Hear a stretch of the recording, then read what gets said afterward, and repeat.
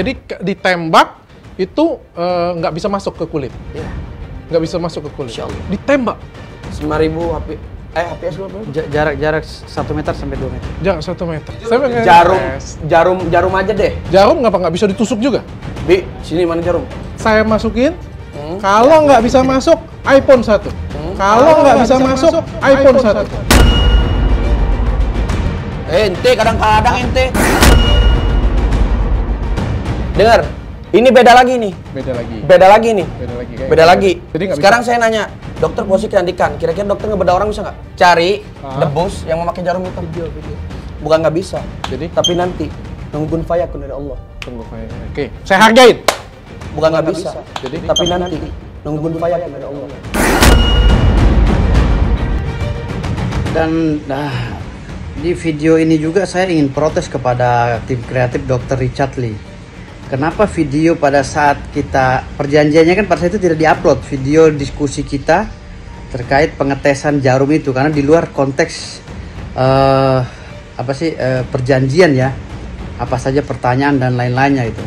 Ternyata Dr. Richard Lee sudah berjanji kepada kami tidak akan mengupload ya, untuk mengedit video yang berdurasi berapa menit itu terkait perbincangan si Habib Jindan dan Dr. Richard Lee ya, narasumber pada itu untuk pengetesan jarum suntik. Namun kenapa yang jarum suntik ini video diupload gitu loh. Nah ini Richard Lee harus ganti rugi. Kita nggak mau kan, ini sama dengan mencemarkan nama baik klien kami gitu. Saya minta Dr. Richard Lee ganti rugi karena ini udah termasuk melecehkan. Dan ada beberapa video kami yang sebenarnya pembahasan yang substantif ya tentang sulap merah, kenapa tidak dimunculkan? Malah yang dimunculkan seakan-akan ingin mencari kelemahan dari tim para dukun ini gitu loh. Dengan mengupload video yang memang tidak ada dalam schedule. Nah, saya mensomasi Dr. Richard Lee. Nanti saya akan kirimkan surat somasi resmi kepada Dr. Richard Lee. Kenapa dia mengeluarkan video tersebut? Terima kasih. Masalah yang di Dr. Richard Lee. Masalah jawaban saya bilang Ustadz Heri. Saya dengarnya pada saat itu Ustadz Heri gitu loh. Dr. Richard Lee tidak menjelaskan secara gamblang namanya Ustadz Dery Sulaiman gitu. Karena Dr. Richard Lee pada saat itu bilang bahwa si Ustadz ini tidak percaya akan adanya hal goib gitu. Makanya saya bilang kok aneh, kok seorang Ustadz nggak percaya dengan hal yang goib gitu. Akhirnya saya jelaskan mungkin Ustadznya tidak baca Al-Quran kan gitu saya bilang. Akhirnya tim kreatifnya si Dr. Richard Lee meluruskan dan menyalahkan omongan Dr. Richard Lee. Kata tim kreatifnya bukan begitu Pak Dokter. Yang benar adalah Ustadz ini mempercayai adanya hal goib. Itu bahwa hal goib itu ada di Al-Quran. Nah, jadi Dr. Richard Lee lah yang disalahkan, bukan saya yang menyalahkan. Saya menyalahkan statement Dr. Richard Lee yang katanya ustadz-ustadz tidak percaya goib dan tidak ada di alam Al-Quran katanya gitu. Makanya saya bilang ustadz-ustadz itu yang disebutkan katanya Ustadz Heri apa segala itu tidak ada dalam Al-Quran gitu. Kalau ternyata yang dimaksud itu Ustadz Dery Sulaiman, ya saya nggak tahu kan, kita nggak tahu pada saat itu Dr. Richard Lee setelah mewawancara Ustadz Dery Sulaiman. Jadi artinya ya, statement-statement kalian itu nggak perlu lah sok pintar gitu kan.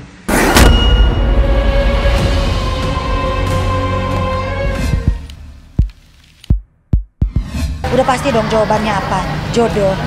Ya kan? Pasti mau menyinggung itu bukan? Iya pengen lah. Siapa sih yang nggak pengen? Cuma kan pasti ada waktunya. Biasa aja ya. Iya siapa sih yang nggak pengen punya pasangan gitu? Pasti saya juga pengen lah. Makanya teman-teman mungkin kalau punya teman bisa dijodohin ke saya mungkin yang baik. Kenapa?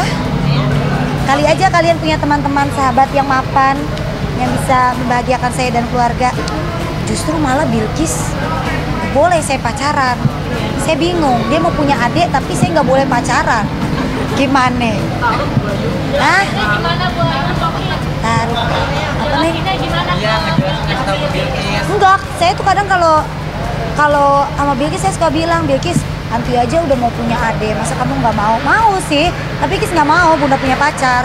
Bilqis nggak mau Bunda nikah, udah kita berdua aja lah. Gitu, Bunda kan strong woman, udahlah. Bunda juga udah kerja. Ya Bunda kan capek kerja mulu. Enggak, udah deh, nggak usah nyari-nyari cowok deh Bunda. Udah. Iya, dulu waktu kecil dia minta papa sampai disuruh beli di Indomaret. Minta bapak coba. Kalau sekarang dia nggak mau, gue nggak tahu. Tapi dia pengen, dia bilang, oke Bunda boleh pacaran, oke Bunda boleh nikah, asal sama orang Korea. Dianya kan, ya Bilkis kan lagi senang Korea kali ya, namanya juga anak-anak. Jadi pengen katanya punya papanya ya gitu, mau yang tinggi, putih kayak orang Korea. Ya Allah deh Bil, berat banget ujian emak lo. Ya emang ayah kan orangnya suka bercanda ya, suka ini kan, karena kan yang paling dekat selama ini kan emang Aigun kan. Aigun yang selalu ada, Aigun yang selalu support, Aigun yang selalu sayang sama aku, sama keluarga gitu. Wah, pokoknya aku beruntung lah punya seorang Ivan Gunawan gitu. Walaupun terkadang berantem kayak Tom and Jerry sama saya gitu, tapi kalau kita suruh begini dia diem-diem iya, nurut gitu. Jadi yang ayah sama ibu tahu ya, satu-satunya orang yang sayang sama aku ya Ivan Gunawan. Ya kita mah sama-sama saling sayang, cuma kan kita jodoh kita nggak pernah tahu. Doain aja. Jadi aku sendiri yang pakai baju biru. Tandanya apa kalau biru? Iya. Tandanya biru lah. Ya seneng banget lah artis papan atas. Seperti besan ya ya. Besan. Iya. Foto dulu sama Aigun di sini. Nah, lagi wawancara mau foto kamu. Nah, udah nempel lagi baik.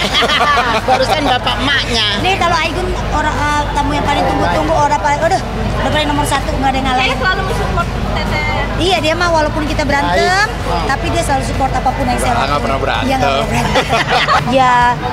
Ya alhamdulillah ya, maksudnya ya emang keluarga kita begini gitu. Saya terakhir dari keluarga yang memang sama-sama saling support, bukan keluarga yang masa bodoh masing-masing gitu. Tapi saya bersyukur punya orang tua yang selalu mensupport saya apapun itu, dalam keadaan apapun, selalu ngedoain, selalu nemenin, baik dalam keadaan susah maupun senang. Itu sih yang kita butuh. Kalau saya kerja juga buat mereka kan gitu. Jadi ya apa yang saya bisa, apa yang saya punya, selagi itu bisa membahagiakan mereka, saya kasih untuk keluarga pasti.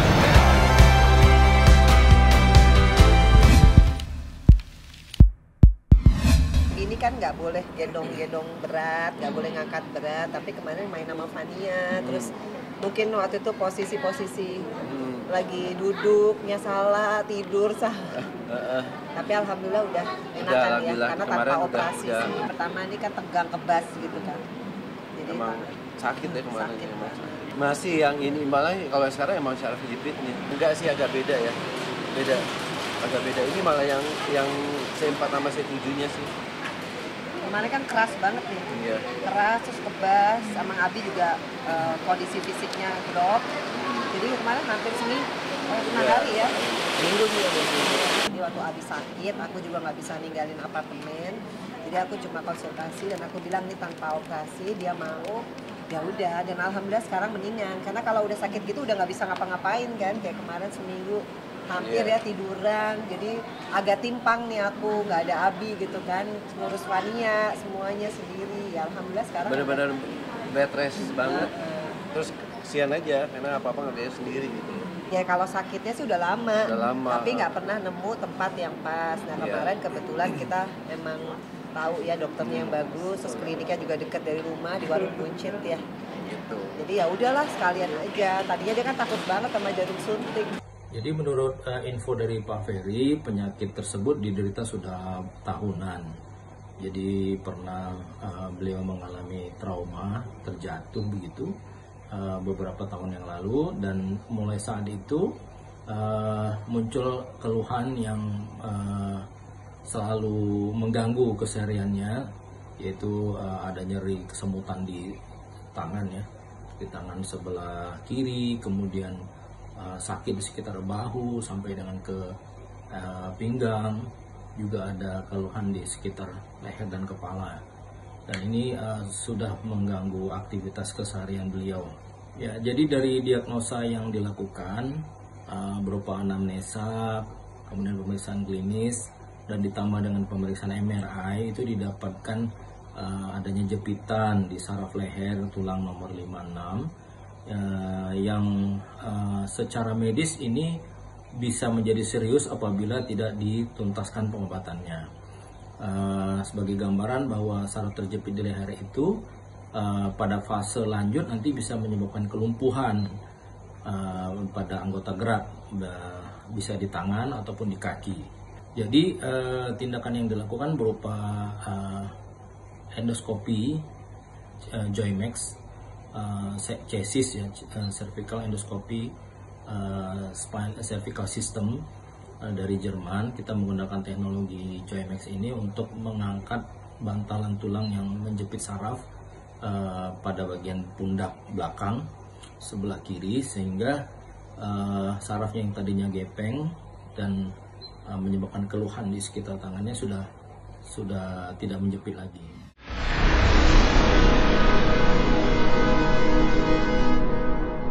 Jadi jangan lupa untuk subscribe Cumi Cumi. Ditekan ya tombol lonceng merahnya.